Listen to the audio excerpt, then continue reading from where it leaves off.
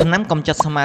មានប្រសិទ្ធភាពខ្ពស់ចំណាយតិចចំណេញច្រើនកំចាត់ស្មៅងាប់បានស្អាតមិនអន់ស្រូវស្មៅដែលពិបាកក្នុងការកំចាត់ឡើងជាបញ្ហាទៀតហើយ UT ស្មៅរលួយបូក UT កំចាត់ស្មៅមានជំនាញក្នុងការកំចាត់ស្មៅក្នុងស្រូវមានអាយុ8ទៅ15ថ្ងៃ UT ស្មៅរលួយបូក UT កំចាត់ស្មៅគឺជាថ្នាំកំចាត់ស្មៅមានលក្ខណៈជំរើសក្នុងការកំចាត់